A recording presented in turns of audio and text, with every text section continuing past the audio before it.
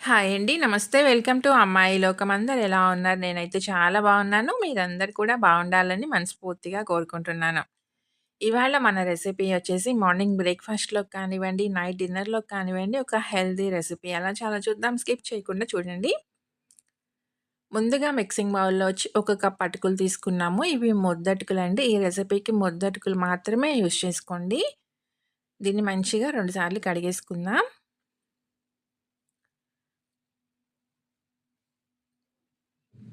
పల్చటివి కానీ, మీడియం అటుకులు కానీ అస్సలు వాడుకోవద్దండి. తగినన్ని నీళ్లు పోసుకొని దీన్ని ఒక 10 నిమిషాల పాటు పక్కన పెట్టుకుందాం. మంచిగా నానతాయి అటుకులు. ఈలోగా కడాయి పెట్టుకొని ఒక 2 టేబుల్ స్పూన్లు నూనె వేసుకుందాము. కొంచెం పసుపు,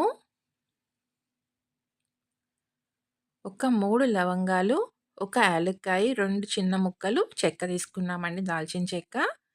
అవి కొంచెం వేగిన తర్వాత ఒక పెద్ద ఉల్లిపాయని సన్నగా తరిగి పెట్టుకున్నాం. దాన్ని వేసుకుందాం. ఇలా పొడవుగా కట్ చేసుకున్నామండి.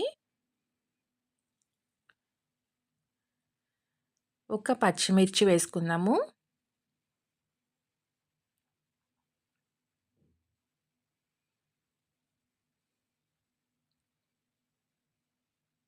తర్వాత ఒక టీ స్పూన్ అల్లం వెల్లుల్లి పేస్ట్ వేసుకుందామండి. అల్లం వెల్లుల్లి 2 కూడా మనకి మంచిగా పచ్చివాసన పోయేటట్టుగా వేగాలనమాట.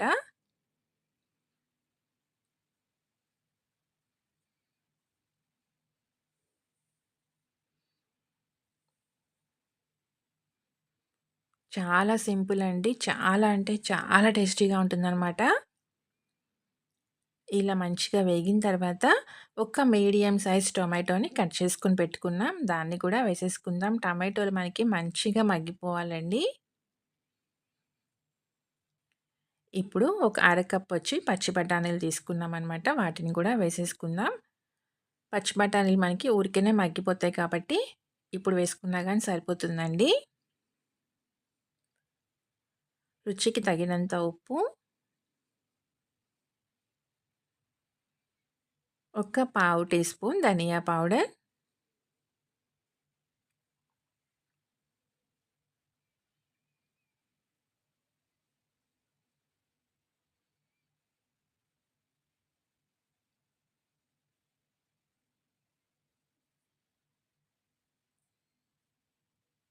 చూసారు కదా టమాటోలు మనకి చక్కగా మగ్గినియండి.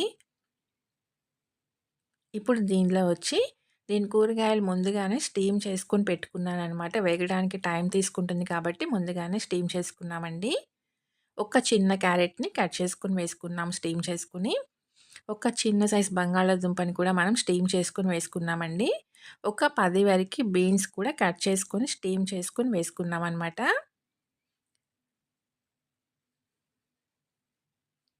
ఇలా ముందుగానే స్టీమ్ చేసుకొని వేసుకున్నామనుకోండి, ఉడకటానికి మనకి టైం పట్టదు. చక్కగా మనకి ఈజీగా అయిపోతుంది. ఇప్పుడు మిక్సీ జార్ తీసుకొని, ఒక గుప్పెడంత కొత్తిమీర, ఒక గుప్పెడు పుదీనా ఆకులు, ఒక పచ్చిమిర్చి, ఒక టేబుల్ స్పూన్ పెరుగు వేసి దీన్ని మెత్తగా చేసుకుందామండి. పేస్ట్ లాగాను మిక్సీ పట్టుకుందాం. దీన్ని పక్కన పెట్టుకుందాము. ఇప్పుడు చూడండి చక్కగా మనకి మసాలా అంతా ముక్కలకి మంచిగా పట్టేసిందనమాట. ఇప్పుడు మనం ఈ పుదీనాను, కొత్తిమీర పేస్ట్ కూడా వేసేసుకుందాం. గ్రీన్ పేస్ట్ వేసి మొత్తం మంచిగా కలుపుకుందామండి. ఇది మంచిగా వేగి మనకి నూనె అంతా పైకొచ్చేయాలనమాట. ఇప్పుడు ఒక అర టీ స్పూన్ వచ్చి కారం వేసుకుందాము. పావు టీ స్పూన్ కంటే కొంచెం తక్కువగా గరం మసాలా వేసుకుందాం.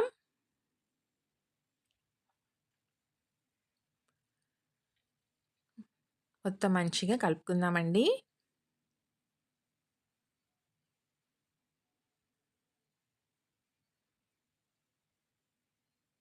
ఇదంతా మంచిగా వేగి మనకి నూనె సెపరేట్ అవుతుందనమాట. అప్పుడు మనం నానబెట్టుకున్న అటుకులు గట్టిగా పిండేసేసి నీరు లేకుండా వేసుకుందామండి. చూసారు ఇక చక్కగా పొడి పొడిలాడుతా ఉన్నాయన్నమాట నానిన తర్వాత కూడాను. అందుకే ముద్దటుకులు తీసుకోవాలి. పల్చటివి కానీ, మీడియం అటుకులు కానీ అనుకోండి మనకి మెత్తగా అయిపోతాయన్నమాట. అస్సలు బావుండదు. 10 నిమిషాలు నానితే సరిపోతుందండి.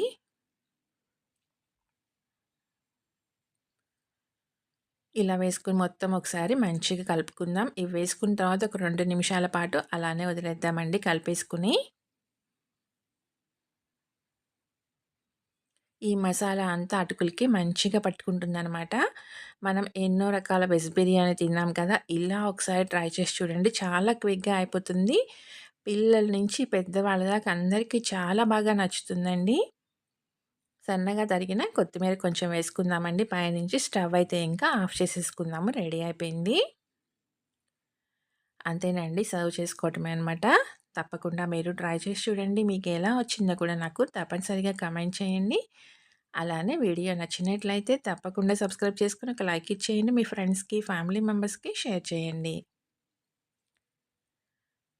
ఇప్పుడు దీనిలో పైనుంచి కొంచెం జీడిపప్పుల్ని నేను నేతిలో వేయించానండి. వాటిని వేసుకుందాం. వాటితో కలిపి తినేటప్పుడు క్రంచీగా ఇంకా కమ్మగా ఉంటుందనమాట. చూసారు కదా! టేస్ట్ అయితే చాలా బావుందండి. అల్టిమేట్‌గా ఉందనమాట. తప్పకుండా మీరు ట్రై చేసి చూడండి. ఈరోజు రెసిపీ అయితే ఇంతేనండి. రేపు ఇంకో కొత్త రెసిపీతో మీ ముందుకొచ్చేస్తాను. Thank you for watching.